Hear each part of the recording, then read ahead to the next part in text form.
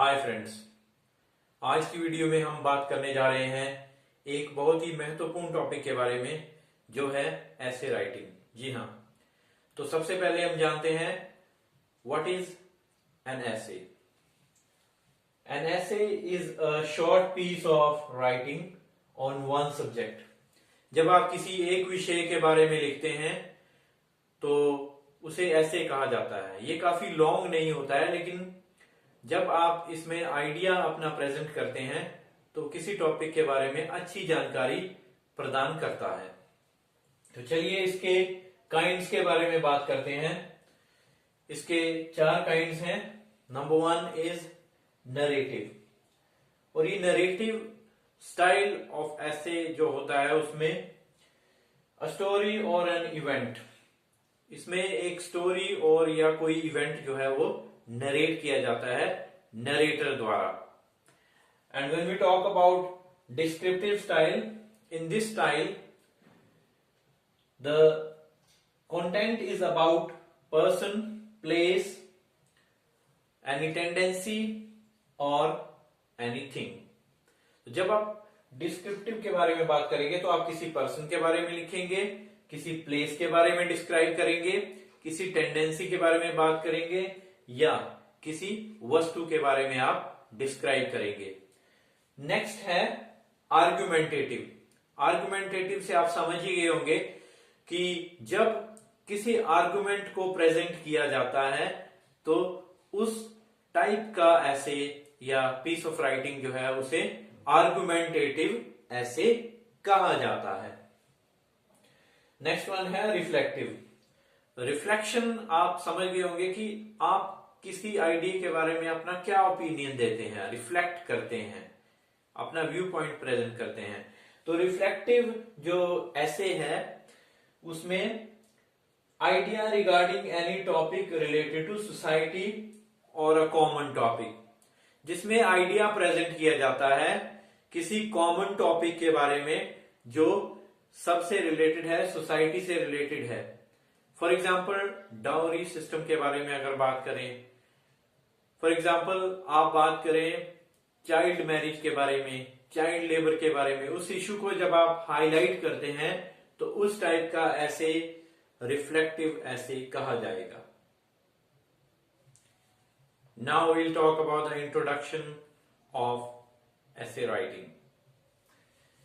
सबसे पहले इंट्रोडक्शन की अगर बात करें तो इसमें स्टाइल की बात करते हैं जो कि इंडेंटेड स्टाइल है। इंडेंटेड स्टाइल का मतलब है कि जब आपने पैराग्राफ लिखना स्टार्ट किया, अगर मान लो आपकी ये लेफ्ट साइड है तो आप थोड़ा सा स्पेस देके लिखना स्टार्ट करेंगे।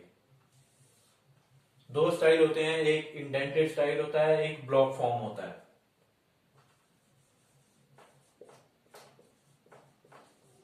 And block form is quite common these days. Block form में क्या होता है, ये इंडेंटेड स्टाइल आपका मैंने बताया, ब्लॉक फॉर्म में लेफ्ट साइड से ही लिखना स्टार्ट करते हैं।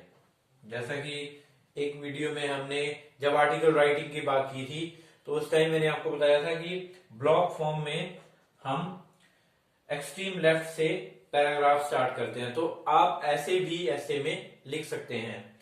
लेकिन अगर इंडेंटेड की बात की जाए तो इंडेंटेड में भी आप लिख सकते हैं। 2 स्टाइल हैं, दोनों में से कोई भी स्टाइल आप अडॉप्ट करते हैं, ये ज्यादा मैटर नहीं करता है। और उससे बाद सबसे इंपॉर्टेंट बात ये है कि you have to add catchy quotation. अगर आपका टॉपिक मान लो इंपॉर्टेंस ऑफ इंटरनेट है तो उसमें आपने कोई एक अट्रैक्टिव सी आप कोटेशन ऐड कर सकते हैं।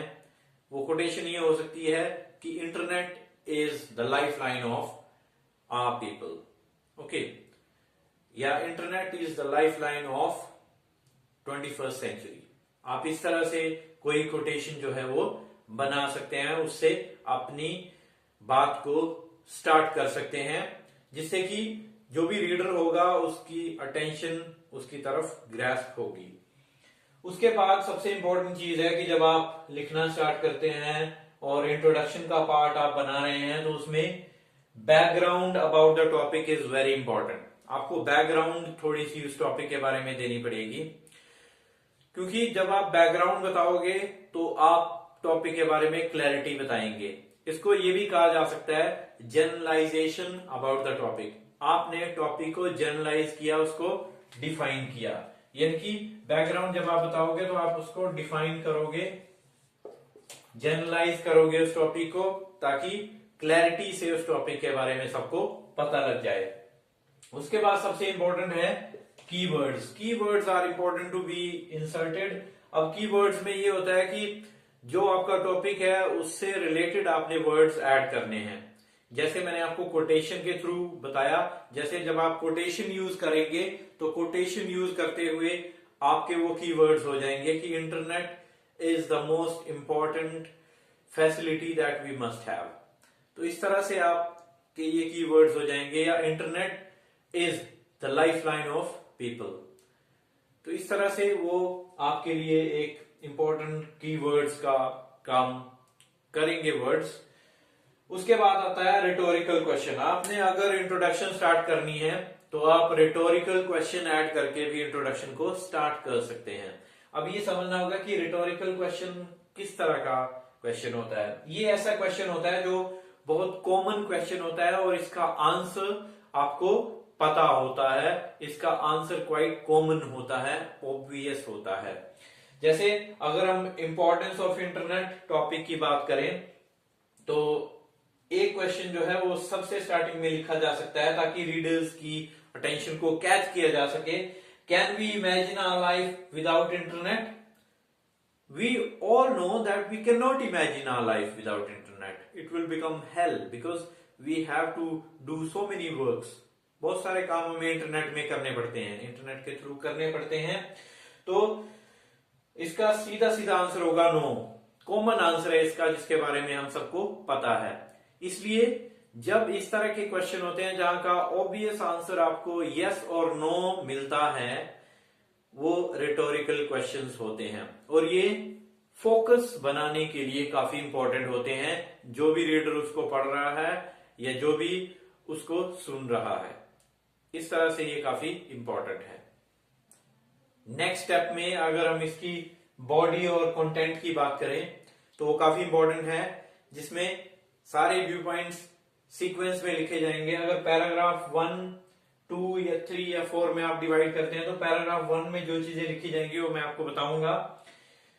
इन this one you have to write down something that supports the main idea. आपको वो बात लिखनी पड़ेगी जो मेन आइडिया को सपोर्ट करती है। इसके लिए आप क्या कर सकते हैं कि you can bring in data from reliable resources.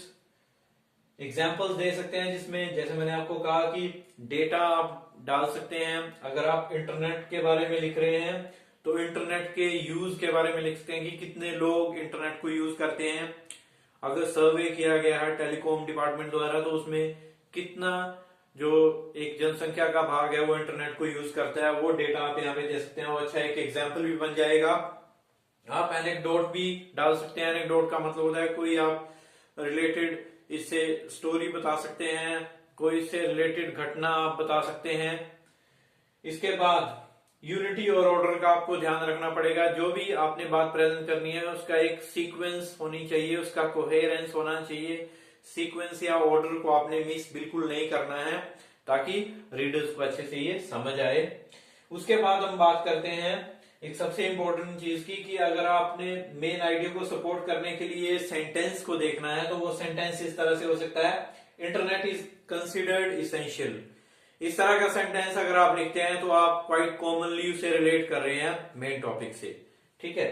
अगर इसके बाद हम बात करें पैराग्राफ 2 की, तो इससे पहले जब आपने पैराग्राफ 1 एंड करना है तो आप स्पेसिंग के लिए एक लाइन छोड़ सकते हैं। ठीक है। अगर आप इंटेंडेड फॉर्म में लिख रहे हैं तो आपको लाइन छोड़ने की जरूरत नहीं है।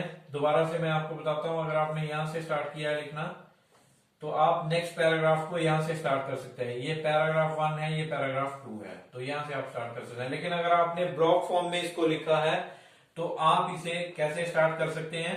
आप इसे यहां से स्टार्ट करेंगे, आपका पैराग्राफ 1 यहाँ पे एंड हो गया, उसके बाद आप स्पेस छोड़ के दूसरे पैराग्राफ को यहां से लेफ्ट साइड से ही स्टार्ट कर सकते हैं। सिमिलरली आप इसे एंड भी यहां कर सकते हैं।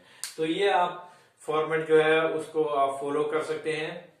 अगर हम बात करें पैराग्राफ 2 की कि कौन से वर्ड्स हमें यहाँ पे यूज करने हैं, तो उसमें हम यूज कर सकते हैं, क्योंकि हम सबसे पहले पैराग्राफ 1 में मेन आइडिया को सपोर्ट करने वाली बातें या डेटा या एनेक्डोट या इसके सीक्वेंस की बात कर चुके हैं, तो इसके बाद हमने इस सीक्वेंस को आगे बढ़ाना है। So it will be like a development of the topic. So इसमें हम वर्ड्स यूज कर सकते हैं फर्दर मोर, एडिशनली।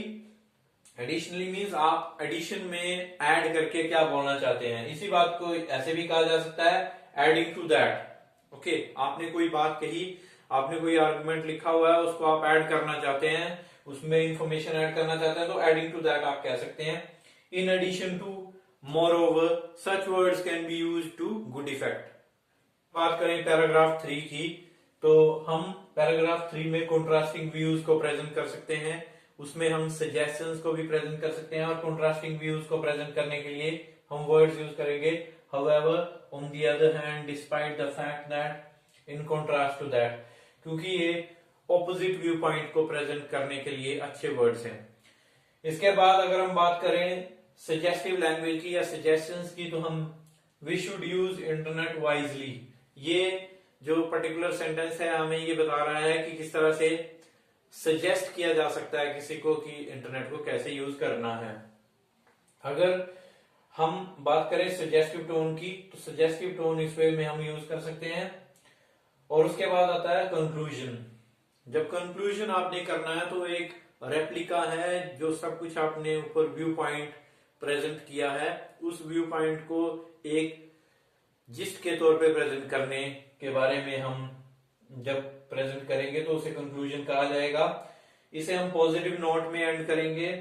अगर हम बात करें इन अ नटशेल, तो उसे भी यूज किया जा सकता है to sum up, keeping in view the above stated points.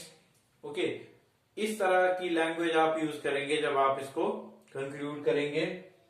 Conclusion में आप इट कैन बी डिड्यूस्ड और कंक्लूडेड ये भी लिख सकते हैं और अपने पॉइंट्स को वहां पे रख सकते हैं। तो इस तरह से आज हमने देखा कि ऐसे राइटिंग को किस तरह से प्लान करना है, उसे पैराग्राफ में कैसे डिवाइड करना है और किस तरह की वहां पे लैंग्वेज यूज करनी है। हम पैसिव वॉइस को भी बहुत अच्छे से यूज कर सकते हैं। पंक्चुएशंस का भी इसमें ख्याल रखिए।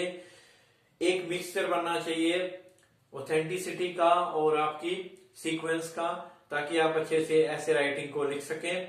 और मैं होप करता हूं कि आपको ये वीडियो पसंद आया होगा। मेरे वीडियो को लाइक करना, चैनल को सब्सक्राइब करना और इस वीडियो को शेयर करना ना भूलें। बने रहिए इस तरह की वीडियोस के लिए मेरे साथ, मेरे चैनल में easy English by Viren Thakur. Thank you.